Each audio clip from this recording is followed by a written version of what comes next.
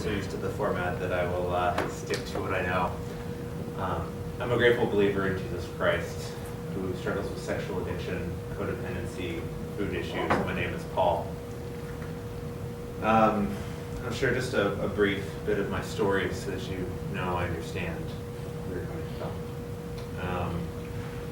For me, pornography entered my life in a very surprising way. I was walking to school with my brother in elementary school, and he pointed out a car parked on the street that had a little picture holder hanging from the rearview mirror, and in it was a pornographic image. I was probably anywhere between 8 and 10 years old. And what I saw there both scared and excited me. And I would look for that car every day for the years to come, even though it was long since gone from that street, because I kept wanting to go back and see what I had seen that first time. From that point on, there was an internal world for me that began to grow. I had access through military bases to pornographic magazines, because for military men, they don't have covers on them. It doesn't matter to them. They're all of age. And to me as a little kid, that I would hide those magazines and look at them and absorb the information that I saw. And it grew a fantasy world for me that physical acting out began to be attached to, and fantasy grew into. And when I was in high school, we got internet in our home for the first time. And that was when things really went deep, because now I could go behind closed doors. Now I didn't have to go out in public. Now I had access to a world of things I could never even imagine. And it immediately went from the simple sexual activities to very, very destructive, depraved things.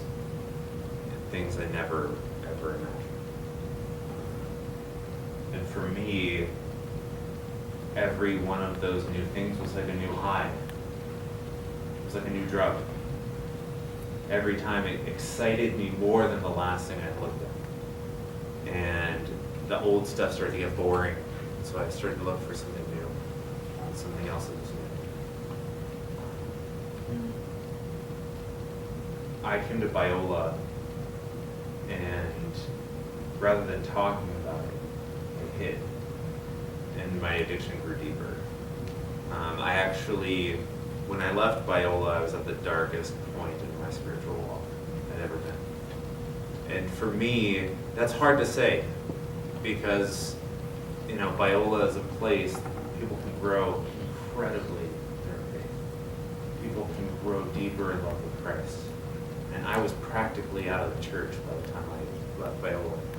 Not because of Biola, but because of how I was living in my life. The point where I hit my rock bottom was when I realized that the things I was looking at online had legal ramifications. Where the things I was looking at online were not exciting me anymore. And I knew that the only place to go from there was to find real people. I had a couple sexual encounters, but through the same kind of shame and fear that we were talking about tonight, tried desperately to stay away from those things and figured it was okay as long as no one else was involved. But I realized I was about to enter this world where fantasy was going to end, and it was just going to be me out there. So I decided to stop, and I call it an accidental moment, because I had a busy week and happened not to look at porn or act out. And I looked at that backwards and went, oh, that's weird. I actually went a week. And I was like, well, it's possible, but what do I do? I had Every Man's Battle on my bookshelf and had never really read it. So I read it, picked up a lot of really good tips, and started to actually guard myself, filter the things that came in through my eyes and what I allowed myself to dwell on. The problem is, I was doing it on my own. I didn't have any accountability, didn't have anybody to reach out to when things got rough. Of course, even after almost 2 years, no looking at things, I fell. This actually slid into my marriage, which was the one thing I did not want to have happen. And that was when I got so scared. And I finally reached out to somebody and began to do accountability. And that accountability grew into accountability with other men at our church, and we also had an accountability group, and it was fantastic for helping me sustain this process. And for a while, it worked. But the problem was, there was something missing. Because unfortunately, I was kind of leading this group, but it was like the blind leading the blind. I couldn't show anybody how to get to where I was at. I didn't know how to help anybody else, and I knew I still needed help in areas. And the biggest thing was, even though I had several years by this point, 3 years worth of sobriety, I had no peace. I was a wreck emotionally. I was afraid, insecure, anxious.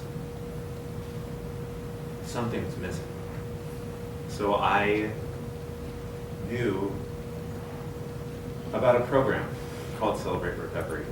But of course, like most of us, I dragged my feet and I wasn't going to go through those doors. So I found all the ways that I could secretly learn about it. And I listened to podcasts. And I heard them talking about things that I had never experienced, like peace, freedom, real freedom. Because I thought that stopping was enough, that was the goal, that was the thing, that if I could just stop myself, that I'd be doing great. And yet, I felt like I couldn't measure up to anybody. I felt like I didn't fit in anywhere still. I needed more. The 4 core beliefs of addiction. Let me read these to you and see if these resonate with anyone. The first one is, I am basically a bad and unworthy person. My core. It's not that I've done bad things, it's that I am bad. Number 2 is, no one would love me as I am. If they really knew me, they wouldn't love me or accept me. Number 3, my needs are never going to be met if I have to depend on other people. And number 4, and that's what's most applicable to this session, sex is my most important. Now, I'll be honest with you, I didn't identify myself as a sex addict for a long time. Why? Because addiction has a lot of connotations. Usually we think of that in regards to, people who have legal issues. We think about people who are registered sex offenders. We think about people who are just so out of control in their lives. And yet it's something that I began to learn was actually about broken, hurting people. And as I began to learn about the 12 steps, I found out that they're actually discipleship. They're actually what the church would teach, but a lot of times the church doesn't know how to do it. If you're not familiar with the steps, I'll give you a brief run through them. The 12 steps, steps 1 through 3, every church talks about. In steps 11 and 12, every church talks about. My life, I have no power to control my tendency to do the wrong thing in my life is unmanageable. Step 1, admitting that. Step 2, we can find our power in God. He has the power to help us. And number 3, surrendering our lives to God, right? Salvation. Then usually the church jumps us all the way up to step 11 and says, spend a quiet time with God and get into ministry. There's this gigantic chunk missing in the middle. Now it sounds obvious when I say it that way, right? But usually it just goes step 1, 2, 3, 4, 5. Go. And you get a lot of people going into ministry feeling guilty why their quiet times feel dry, but they don't want to do them. They feel guilty. why ministry feels wrong because of the things that no one knows that they're doing when they're not at church. Why they don't even feel like they should be doing ministry because of who they really are, or so they think. And it's because they're missing so much. Step 4 in the 12 steps is a moral inventory. It's taking inventory of every relationship we've ever had. Not just romantic, I mean everything. Parents, siblings, friends. And writing down hurts, fears, resentments, bitterness. It's taking into account everything that we have done and that has been done to us. Step 5 is we read it to a sponsor, someone who is a mentor, the person who would be the one discipling.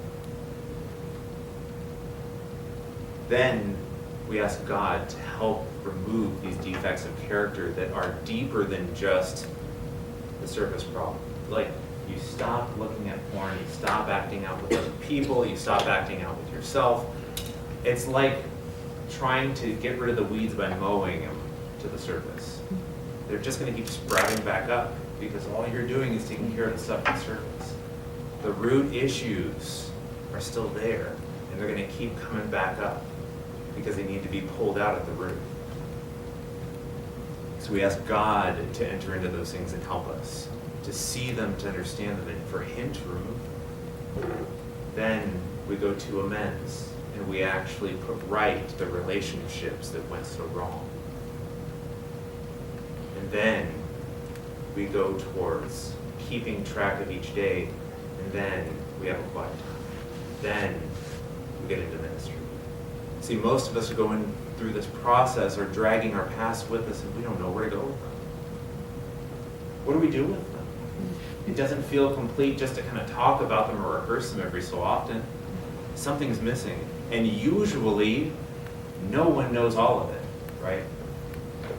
If I say to everyone in this room right now, that thing that no one knows about you, most people know what that is. That thing that you won't say out loud, most of us know what that is. That thing that was done to us, that thing we did to someone else, that no one would understand, no one would ever accept as a thing. Those things, someone needs to know. And when I first went through this process, I was terrified to do this, but I did it. And my sponsor knows everything about me, even the things that I will honestly not say in front of all of you, because it wouldn't be appropriate and it wouldn't be safe. But someone knows. And because someone knows and accepts me and loves me and stayed right there and didn't flinch, I believe that other people can too. And I know that God can. The 12 steps are discipleship, as the church actually would support. Just often there's no place within a church that would do this, that would teach about how to go through the past. We send people usually outside of the church to do counseling, and those things are good. But the church can be a safe place for this, and that's what Celebrate Recovery actually looks to do. Celebrate Recovery was started at Saddleback by a group of Christians who were working secular programs and said, I'm tired of not being able to call out Jesus Christ as my higher power, the one that I look to and call upon for help. And so they said, this should be a part of the church. It only makes sense. AA started as a Christian organization and decided to make this part of it a little more vague so that more people would come in. So it started with a group of people who just wanted to work their recovery in the church, and then it just exploded. Why? Because it's everywhere. And Celebrate Recovery is not just about one issue. I would call it a big tent ministry. There are people in there dealing with sexual addiction, food issues, codependency, drug and alcohol addiction, anger, fear and anxiety, issues with relationships. There's all sorts of people in this ministry. It's men and women. That's what I love about this ministry. Because most ministries dealing with sexual issues are just men. And I love that this isn't everyone in the group together. Now, what does that look like, though, right? Because none of us want to go and cross those gender lines. It feels really unsafe to talk about these things. And that's not what CR does. Celebrate Recovery has a meeting that's set up into a couple parts. First part is a large group with men and women all together. There's worship, there's a lesson, there's a testimony. And then after that, you split apart into gender-specific and issue-specific groups. And you just share.